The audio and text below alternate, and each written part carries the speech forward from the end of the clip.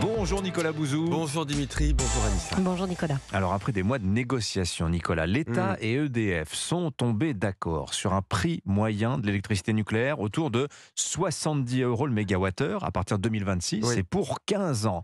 Ouais, c'est vraiment une vision de long terme. Qu'est-ce que ça change par rapport à la situation actuelle? Alors déjà, je vais vous expliquer l'enjeu. Il y a 4 parties prenantes dans notre affaire. Les consommateurs, qui veulent des prix bas et de l'électricité en continu chez eux.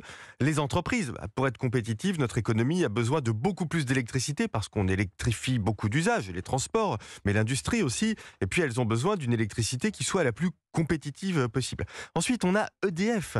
L'entreprise a besoin de beaucoup d'argent. Je vous rappelle qu'elle a une dette importante, 65 milliards d'euros. Elle doit financer la construction de 6 EPR2, les nouvelles centrales nucléaires. Il y en aura pour à peu près 50 milliards. Elle doit entretenir son réseau de centrales actuel, qui est de plus en plus cher.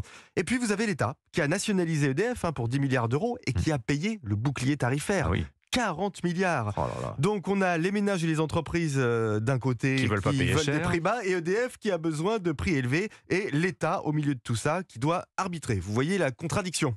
Ouais, alors je vous repose la question parce que vous n'avez pas répondu, Non. mais merci d'avoir planté le décor.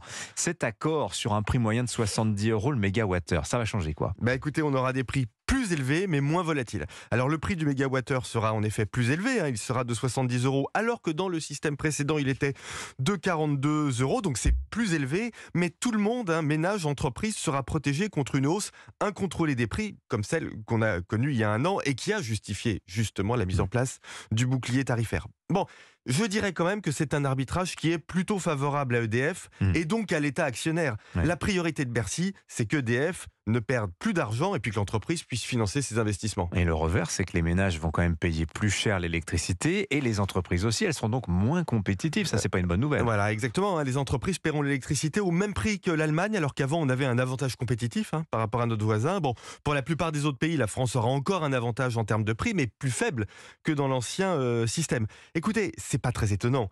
L'électricité est une énergie de plus en plus demandée. Et les investissements dans le nucléaire, mais aussi dans le renouvelable, coûtent très cher. Je vais vous dire, il faudra aller chercher les sources de notre réindustrialisation et de notre compétitivité dans la formation, dans l'intelligence, dans l'innovation, en tout cas ailleurs que dans la faiblesse des prix de l'énergie. La signature Europe 1, Nicolas Bouzou. Merci beaucoup À Nicolas. demain.